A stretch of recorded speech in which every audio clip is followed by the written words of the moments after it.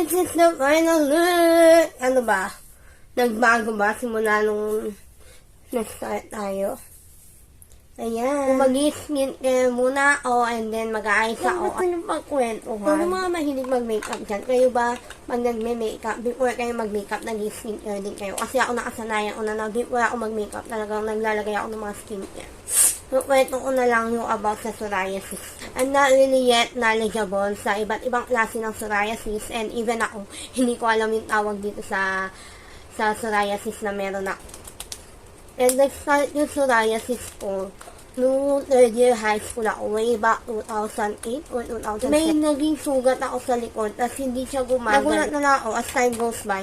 Lumalaki siya ng lumalaki talaga. Isa yun sa masakit na naranasan ko kasi binayo sa isura ng psoriasis na yan. So, sa mga nandidiri sa ganyan, skip nyo na lang. Nagkaroon ng psoriasis high school and doon nagsimula yung na lalong bumaba yung confidence. Hindi naman lahat naiintindihan yung psoriasis. So, ako parang nakakapagod din mag-explain na hindi siya nakakahawa kasi yung iba parang nandidiri. Topical yung pinakahid lang na steroids and lumiliit siya. Pero yung ganon, hindi mo siya pwede ituloy. Lately ko lang talaga in-accept. Nakukuha lang daw to sa genes. Pero tayo, yung skin natin is nag-change yung skin natin in cycle of how many days. I don't know. I really don't know. Pero etong psoriasis kasi every 4 days nag-change yung skin. So kaya siya nag-flakes, kaya siya nagbabalat. And then, dahil sa psoriasis, nagkaroon na rin ako ng tinatawag na psoriatic arthritis. Hindi siya basta skin disease, hindi nasa so, ang tendency, sumasakit ng sobra yung mga joints ko. Meron normal yung uric acid. Sobrang mahal niya. Promise, as in, hindi ako nag-ang presyo niya is 81,000. Naka-promo yun 81,000. So, huwag kayong basta-basta magpapahid ng ointment or cream kasi yun yung natutunan ko nung dati na kung ano-ano yung pinapahid ko na hindi naman ako nag-ano sa dermatologist talaga. Oo, nawawala siya sandali pero babalik siya pero mas worse. Yun yung nangyari sa akin. Hindi biro ang derma kasi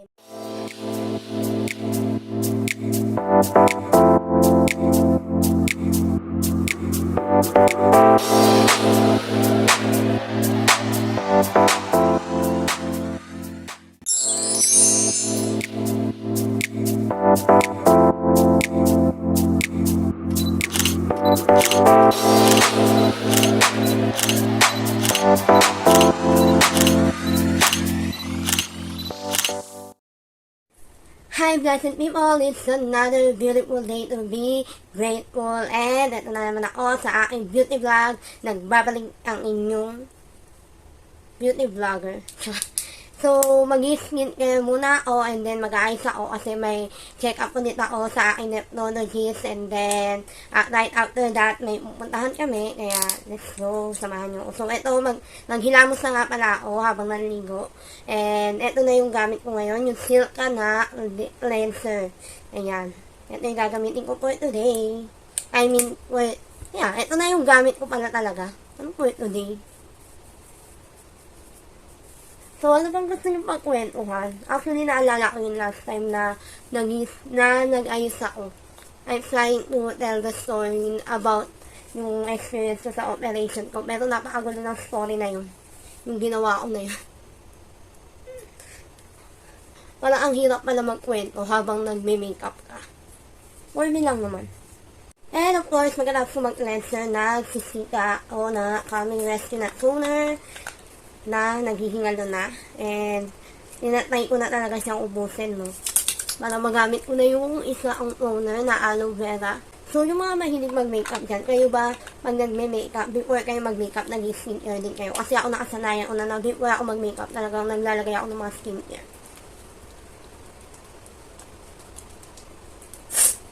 And may sipon pa rin ako, diba? Galing.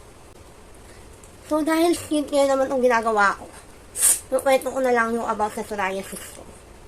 And, I'm not really yet knowledgeable sa iba't ibang klase ng psoriasis and even ako, hindi ko alam yung tawag dito sa psoriasis na meron ako. And nag-start yung psoriasis ko noong third year high school ako, way back 2008 or 2007. And, nagsimula siya sa likod. Actually, sa likod siya nagsimula na parang may may naging sugat ako sa likod, tapos hindi siya gumagaling. And then, kasi ako mahilig ako magaling, yung, ano tawag yun? Yung magbalat ng sugat, yung gano'n, yung tuyo na sugat, yung gusto ko na, ewan ko, ba't nakaugalingan ko yun, yung nagbabalat ng sugat. And then, yun nga, parang napansin ko, pag tuwing hahawakan ko siya, parang lumalaki siya. So ako, naisip ko, baka dahil diabetic ako, kaya hindi gumagaling. And then, nagulat na lang ako, as time goes by, lumalaki siya ng lumalaki talaga. Tapos, and ayun pala, nag-serum na ako na Aqualus Lux Organics. Nakita niyo naman na to, lagi ko itong ginagamit. And of course, itong eyelip cream ng UFX. Isa din to sa gusto kong ginagamit. Kasi sobrang effective niya, ayan. So, ayun na nga, nag-start siya nung third year high school ako. Nagsimula siya sa maliit na sugat hanggang sa lumaki na lumaki. And then, pinakita ko na sa ate ko ata o sa tatay ko. And then, sabi ko, tas parang yung ate ko, nagkataon na may friend siya na may psoriasis. And then, pinicturean niya yung, actually, nagpa-derma na kami sa may MCU. Naalala ko yun, dun kami unang nagpatingin. And then, isa yun sa masakit na naranasan ko kasi binayopsy yun. Kumbaga, kumuha ng sample nung, hindi ko alam, nung skin. Tapos, talaga, sakit. Ayoko na maalala. And then, pinicture na ate ko. And then, tinanong niya yung friend niya, si Kuya Pong. Hello, Kuya Pong. Kung manonood ka man nito. Tinanong niya yung friend niya, psoriasis nga daw ba yun? If possible na psoriasis. Though, hindi pa namin na alam kasi nga, binayopsy pa lang nung time na nagpa-check up kami. So, hindi pa rin alam nung derma, hindi pa siya sure kung psoriasis yun. And then, ayun nga, sabi ni Kuya Pong, ganun daw ang psoriasis, yung itsura, parang, yun nga daw, psoriasis nga daw yun. And then, fast forward, lumabas yung result, and it is psoriasis nga.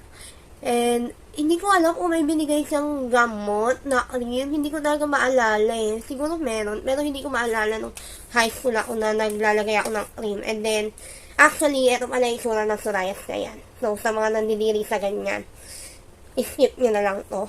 Ayan yung psoriasis. Actually, lumaki na siya. Nung una, maliit lang yan. Pero ngayon, lumaki siya dahil malamig yung panahon. And then, siguro dahil sa sugar ko, hindi ko rin sure. And, ayun na, nag-ano ng psoriasis high school, and doon nagsimula yung na lalong bumaba yung confidence ko. Kasi parang, nakakababa talaga siya ng confidence. Kasi ikaw ba naman may ganyan, makakapagsuot ka ba ng t-shirt lang or what? Ako talaga, sobrang hiyang-hiya ako mag-t-shirt, as in, parang hindi ko alam. Tapos so, tatanungin ka, ano yan? Ba't may sugat kang ganyan? Siyempre, kailangan mo ma-explain na psoriasis yan and hindi naman lahat naiintindihan yung psoriasis. So, ako parang nakakapagod din mag-explain na hindi siya nakakahawa kasi yung iba parang nandidire kasi nisip nila nakakahawa yung psoriasis pero hindi siya nakakahawa. Hindi siya yung skin disease na hindi lang siya skin disease kundi nasa dugo na itong psoriasis.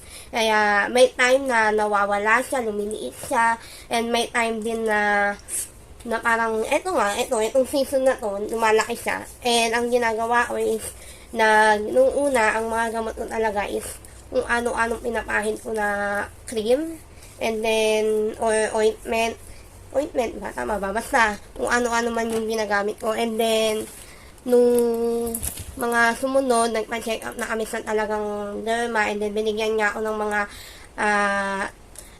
topical, yung pinapahid lang na steroids, and lumiliit siya. Pero yung ganun, hindi mo siya pwede ituloy-tuloy. Kailangan mo siyang i-break. Parang kunwari, you will use it for a week or 2 weeks and then stop. So, ganun siya. And then, nung time na fast forward, nasanay na ako may psoriasis, kaya napakadami kong sweater. Kasi nahihiya talaga ako. O sa lamigin ako, is nahihiya ako. Parang lately ko na lang na-accept na parang, may psoriasis ako. So what? Hindi naman ako nakakahawa, hindi naman ako nakakabiri. Kumbaga, may nandidiri sa isura nito, pero ito na yun eh, parang if you can accept yourself, paano ka tatanggapin ng iba, diba? So, I learned to accept it, yung psoriasis, unti-unti tinanggap ko na may psoriasis ako, ito na yung skin type ko, and actually,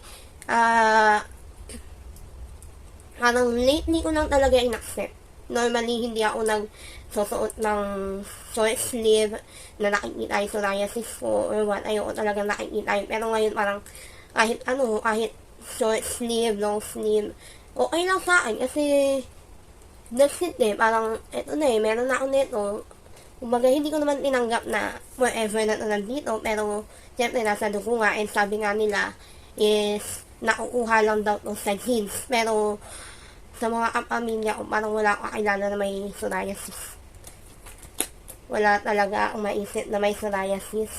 Nagtanong din ako sa mga relatives ko, wala naman daw sa mga mag-anak namin. So, I don't know, baka sa akin nag-start, hindi ko rin alam, pero ayun na nga. So, baka dahil diabetic ako, hindi ko talaga alam kung paano nakuha yung psoriasis na to. And, ayun na, sobrang sensitive ng psoriasis kasi hindi ka pwede magpahid ng kung ano-anong lotion, mga whitening lotion, mga kung ano-ano. And, I really praise God kasi actually meron ako sa ulo, kaya din siguro madalas hair fall, kaya sobrang nipis ang buhok ko dahil na rin sa psoriasis ko. Actually, may shampoo na talagang dapat para sa mga psoriasis. Pero, yun, naubusan na ako and hindi na ako nakabalik sa derma ko. And, ang ginagamit ko na lang yung Head and Shoulders nga kasi parang doon hindi ako masyado nag-hair fall and all. And, until now, nagpapahid pa rin naman ako ng steroids na ointment at halobetasol. Pero ngayon, tinigil ko muna siya kasi I've been using for more than 2 weeks na. So, tinigil ko siya kaya lumaki siya ng lumaki. Kasi pag wala kang pinapahid, pag tinigil mo siya, ang tendency niya is magbabalat. Actually, yung psoriasis is kung tayo, yung skin natin is nag-change yung skin natin in cycle of how many days. I don't know. I really don't know. Pero, etong psoriasis kasi every 4 days nag-change yung skin. So, kaya siya nag-flakes, kaya siya nagbabalat. And then, pag nag-flakes siya, pag tinanggal mo siya, lalo siyang lalaki. Kaya siya lumalaki. Actually, may yan eh, parang magsisimula lang siya sa napakaliit na sugat. Tapos magulat ka na lang, yun na, psoriasis na siya. And, yun nga yung pinagtataka ko kasi kung saan siya lumalabas. Minsan kasi lumalabas siya kasi nag-asugat ako. Pero normally, parang hindi ako nag-aasugat. Tapos biglang may tutubong maliit na sugat yan. Tapos ayun na, nagiging psoriasis na siya. And before, dahil sa psoriasis, nagkaroon na rin ako ng tinatawag na psoriatic arthritis. And isa yun sa mga effect or complication, hindi ko alam, effect ng psoriasis. So, sabi ko nga sa inyo, hindi siya basta skin disease, hindi nasa dugo siya. So, ang tendency, sumasakit ng sobra yung mga joints ko. Meron normal yung uric acid ko. Ang hindi lang normal is, may test na ginawa sa akin para malaman yun. Sorry, hindi ko talaga maalala. Hindi ako magaling sa mga ganun na alalahanin mga. And by the way, magsa-sunscreen lang ako. Intense sunscreen. Hindi ako mag-foundation or what. Kasi, wala lang. Natamad ako eh. So, ayun na nga. Nag-start yung psoriasis ko ng ganon. And, ayun. Dahil nga nagkaroon ako ng psoriatic arthritis and then, hindi nawawala yung pain and all. Parang, lagi na lang, umaatake lagi yung pain.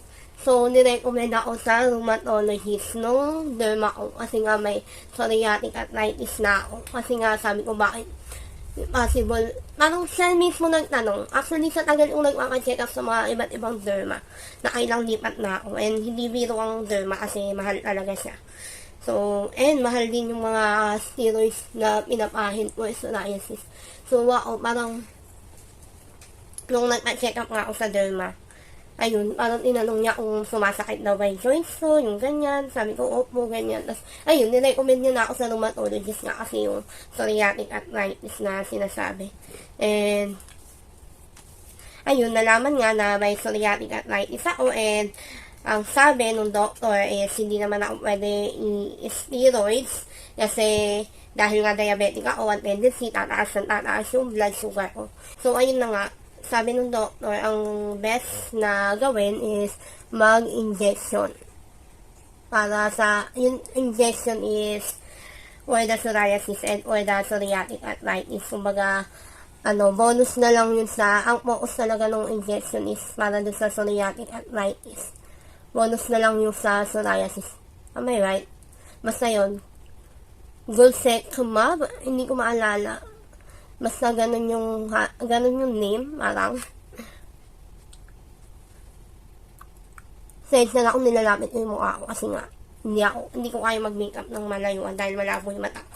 And then, ayun na nga, ang binigay niya sa akin is yun nga, Conseco Map, if I'm not mistaken, yun ba yung pangalan ng ini-inject ko. Actually, sobrang mahal niya, to be honest, kasi yung nirefer ng dermatologist ko na agent is, ayun na nga, actually, agent ba? Basta, may parang middleman kami na binibilhan.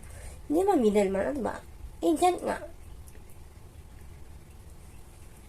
Yung agent, may binibilhan kami noon, and syempre may mga promo, and wait lang, ano bang gagawin ko? Tapusin ko lang ang ilay ko, and I'll be back. So, ayan, nakapag-ilay na ako, and as usual, hindi pantay. Anong bago? Wala namang bago. So, ayun na nga, yung sa injection, sobrang mahal niya. Promise, as in, hindi ako nag-OOA, pero sobrang mahal niya talaga. Kasi, ang presyo niya is 81,000. Naka-promo yun ha. 81,000. Buy one, take one. So, pumapatak na 40 plus na. Pero naka-promo yun. Pero kung hindi siya naka-promo, ang sabi ni Kuya is 100 plus thousand. Sabi ng agent. At, ayun, syempre, para lang masolusyonan yung aking psoriatic arthritis kasi nga hindi nawawala yung pain, as in hindi ko kinakaya yung pain. Rinay namin. And actually nag-work naman siya. And sabi nga nung doctor, hindi naman siya agad-agad makikita yung work yung result nung ini-inject ko. Siyempre, kailangan tuloy-tuloy yun. So, ang resenta niya sa akin is 0 weeks. Umaga ngayong week, ngayon, and then after 4 weeks, kailangan ko na naman mag-inject. So, 1 month yun. Pero kailangan talaga 28 days sa bilang mo. After 4 weeks, and then, right after ng 4 weeks na yun, is every 8 weeks na, or a year. Pero hindi ko siya natuloy-tuloy kasi nga sobrang mahal niya, and nawala naman na yung pain. Pero hindi tama yun, na wala yung pain, ay itigil mo na yung gamot na nireseta sa'yo kasi mas alam naman talaga ng doktor kung ano yung dapat mong ginagawa. I mean, yung dapat na gamot. And yun nga, sabi niya, hindi po nawala na yung pain, kailangan itigil mo. Kailangan pa rin ituloy-tuloy. And maganda yung result niya kasi talaga itong psoriasis ko is nawawala. Kasi nawawala siya. And, wait. So, ngayon, magkukontour ako, pero ito na lang muna igagamitin ko yung mas lighter shade. Itong Wet n Wild. So, ayun na nga, going back. Nung time na yun, ninay ko siya. Sinunod namin yung doktor, nag-work siya kasi nawawala talaga yung psoriasis ko. So, I'm back. Tumawag yung ate ko, pinakain niya na ako sa baba. At sinabi niya na hindi matutuloy ang aking check-up dahil wala yung doctor. So, going back, ayun na nga. Hindi ko maalala kung ano yung kwento ko. Yun sa yung sa injection nga. Ayun nga, effective siya, pero right now, tinigil ko muna siya kasi nga napakamahal niya, and ayun na nga, hindi naman na sumasakit yung aking psoriatic arthritis, and nakukuha naman siya nakuha naman siya nung aking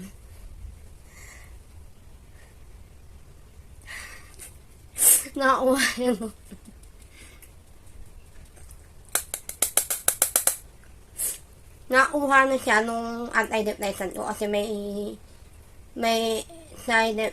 kasamang pain something yung aking antidepressant. Alam mo, ako lang siguro yung nagkwento ng mga sakit ko na hindi ako pamilyar talaga. Yung mga gamot ko. So, ayun na nga. I can say na effective siya kasi natatanggal talaga yung psoriasis ko. Nakakatulong din naman siya sa pag-lessen ng sakit nung pag-atake ng psoriatic arthritis ko. And by the way, Yung ointment na pinapahid ko is twice a day ko siyang pinapahid. Isang beses sa umaga, isang beses sa gabi. And ang tawag doon, if ever man na may napansin kayo na parang psoriasis or may something sa balat nyo, sa skin nyo na kung ano man yan, is huwag kayong basta-basta magpapahid ng ointment or cream kasi yun yung natutunan ko nung dati na kung ano-ano yung pinapahid ko na hindi naman ako nag-ano sa dermatologist talaga. Oo, nawawala siya sandali pero babalik siya pero mas worse. Yun yung nangyari sa akin. Kaya hindi ko ma-recommend yun. Ang importante talaga is pag may napansin kayo na may something sa skin nyo is magpa-derma kayo. And actually, merong mga libreng derma. Ilalagay ko na lang yung link sa description box. Pero alam ko talaga may mga libreng check-up, consultation for derma. Ayan. Ni-search ko ulit kasi hindi ko maalala yung name nung ano. So, ayun na nga. Huwag kayong basta-basta kasi imbis na yung alam nyo nakakabot na is mas mas ma-worsen nyo pa yung situation or condition ng skin nyo. And ayun na nga, kung mapapansin nyo yung mga ginagamit kong lotion or sabon is pang baby kasi nga sensitive yung skin ko dahil sa psoriasis. And thankfully, hindi yung face ko. And ano ba yun? Kaya meron din akong pinapahid na lotion. Ito, nagpapahid ako na itong moisturizer na to. Ito yung nireset na sa akin ng doctor ko. Bunny cream na ito pinapahid ko to after ko maligo kasi dapat medyo moisturize yung skin mo pag inahid mo to. And right after ko ipahid yan, syempre mag-lotion ako yung Johnson's Baby as usual or Aveeno or set up in kung ano man yung may available na meron ako. Pero normally, yung Johnson's Baby na lang ginagamit ko kasi yung pinaka-mura sa lahat. And, wait lang. After ko magbablush na ako. And ito yung gamit ko, yung Happy Pop from Squad Cosmetics, of course, my favorite. And, by the way, nag-powder ako, napansin nyo bago mag-blush. Pero, kasi yung ginamit kong powder is itong Bello na powder. Ang pinaka-gusto ko dito talaga is kahit patungan mo siya ng cream na or liquid na mga ganito or cream multi-cream, hindi niya nadi-disturb yung powder. I mean, hindi niya nadi-disturb yung base mo. Yun pala. So, ayan. Mag-blush lang ako. Parang nakadami yung aking lagay. So, ayun na nga. Huwag kayong basta-basta magpapahid and maganda talaga na mag-consult kayo sa derma. Actually, yung skin disease or yung psoriasis na gano'n is mahal yan. Mahal na maintenance, na gamutan. Actually, walang cure. Wala talagang cure sa psoriasis. Meron lang siyang pinapahid o ini-inject para hindi siya lumabas, pero wala pa talagang cure sa psoriasis. And as I say na hindi siya basta skin disease lang, hindi siya yung parang nasa skin lang, kundi nasa dugo siya. Kaya nga siguro na sinabi nila na genetics to.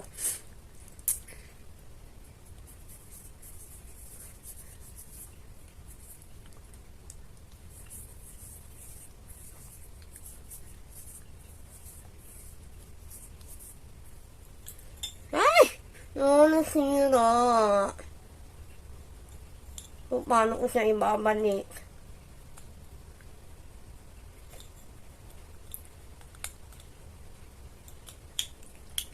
Ayun na nga, hindi ako pwede magpahid na kung anex-anex sa aking katawan na lotion, whitening, and all. Kaya bumabawi ako sa mukha ko. Pero, yun, na-realize ko na ang ma-importante pala talaga na alagaan natin yung skin natin. Kasi, ano mo yun, parang ngayon na, siyempre, mas, aware na ako sa halaga ng pag-take care sa skin natin is, nasira na talaga siyang tuluyan. Dapat talaga pinapangalagaan natin. Binibigyan natin ng importansya yung ating, namatay. Ayan, sorry. Nag-iba pala yung lightning ko. Kasi hindi ko alam ba siya patay. So, ayun na nga. Minulahan ko talaga.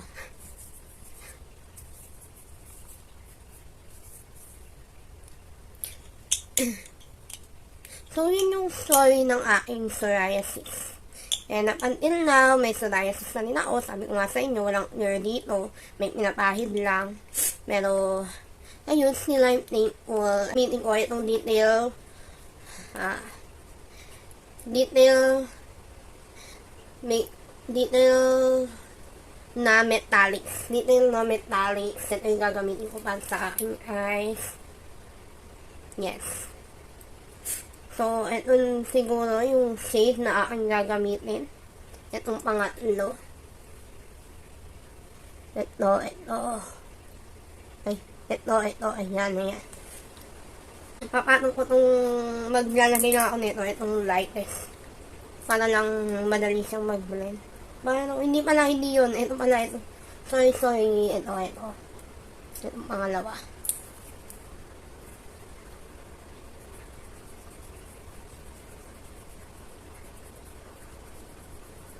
Ninamay ko na lang kasi hindi ko pa na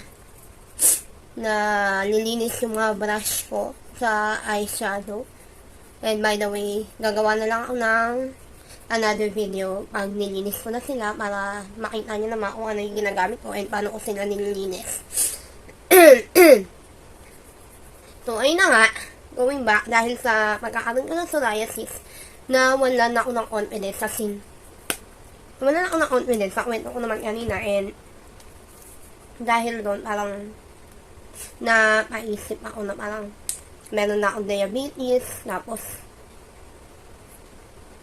may diabetes na ako, and then nangyari pa sa akin yung may psoriasis ako.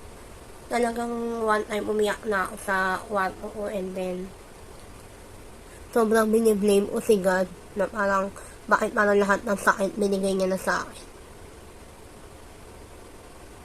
Kasi that time, nung nagkaroon ako ng psoriasis, halos mamamatay lang din ng nanay ko na parang, as in, doon na parang inuha mo na yung nanay ko, tapos binigyan mo pa ako ng diabetes. Ay, hindi, mali pala. Binigyan mo ako ng diabetes, tapos inuha mo yung nanay ko, tapos ngayon, bibigyan mo ako ng psoriasis. Parang, winisyon ko talaga yung Panginoon that time. And hindi pa ako spiritually mature nung time na yun, na talagang, as in, grabe yung yung curse ko na parang sinisisi ko yung Panginoon sa lahat ng nangyari sa akin, na parang inisip ko hindi niya ako mahal, na lahat na lang inukuha niya sa akin, lahat na lang na sakit binibigay niya sa akin. Yun talaga yung naging ko na hindi ko alam, meron nung time na yun lang yung naiisip ko, na parang lahat na lang talaga. Parang wala nung magandang nangyari sa buhay ko. Sunod-sunod yung pangit na nangyari sa buhay ko, and ayun, parang inisip ko na wala, parang hindi sa totoo. To be honest, lumating ako sa point na yun. And I really regret that. And pinagsisihan ko yun, and hiningi ko na ng awa sa Panginoon. Kasi, alam mo yan, ewan ko ba? Ganun ako mag-isip dati. Hindi naman, pinanganak naman ako na talagang, lumaki kami sa church, grow na may Diyos, na nag-aano sa Word of God. Pero nung time na yun, talaga sabi ko, wala. Talagang iniwan niya na ako. Talagang pinabayaan niya na ako. Kasi lahat na lang nang nangyari sa akin hindi maganda. Doon ako nag-start siguro na hindi seryosohin yung diabetes ko. Doon ako nag-start na parang hindi maggamot ng maayos. So, mag-eyeliner na nga ako. Ito yung gamit ko na naman, yung Ocular na eyeliner. As usual, this is my favorite.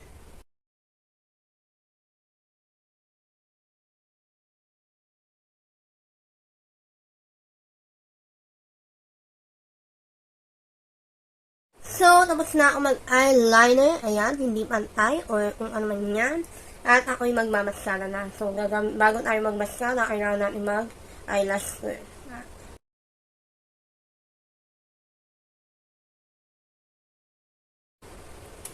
By the way, ito yung gagamitin ko mascara, yung Vice Cosmetics X and Lips na collab. And isa rin to sa mga favorite na mascara. Kasi talagang pag nag-review si Mama Ann ng makeup, legit eh. Kaya siguro yung mga collab niya, ang gaganda din talaga eh. So, ngayon nagmamaskara na tayo.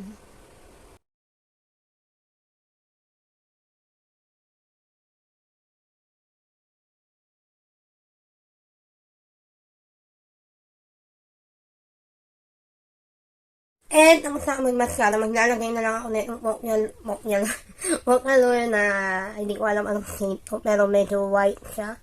Actually, naglagay din ako ng maskara sa baba. Kaya ganyan yung itsura niyan.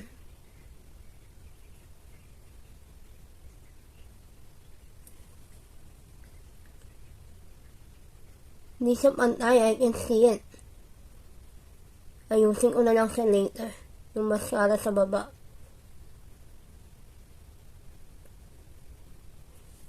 Maglagay na rin tayo dito.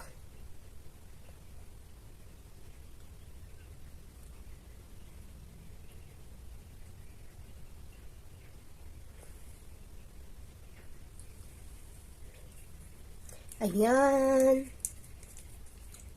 And up next is, of course, magna-nose contour na tayo. And as usual, itong Wet n Wild, yung gagamitin ko pang nose contour. At sabi ng cellphone ko, mag-edit na daw ako dahil napukul na yung memory ko. I mean, yung memory ng phone ko. Ayan.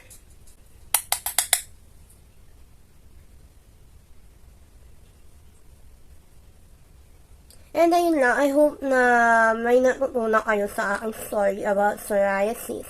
And sa mga hindi nakaalam kung ano yung psoriasis, for more information, pwede nyo namang i-google. Kasi hindi ko rin talaga alam. Hindi rin talaga ako ganun knowledgeable about it. Though I have it.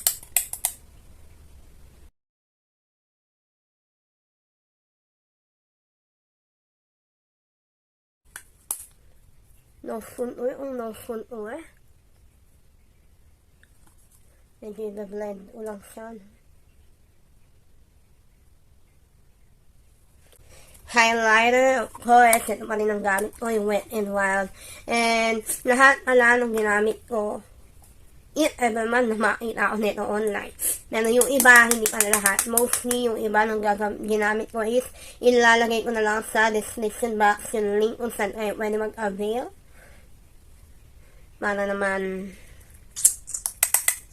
diba? Yan, lagay tayo dyan. Dito.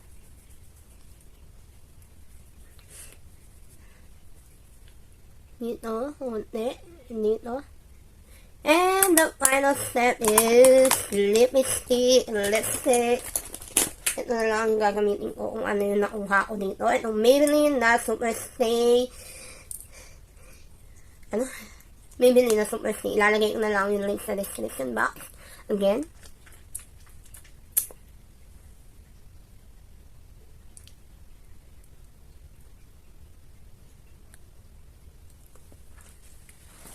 So, light lang yung lipstick na ginamit ko kasi masyado nang matapang yung eyes natin. Kaya, nilight ko na lang yung lipstick.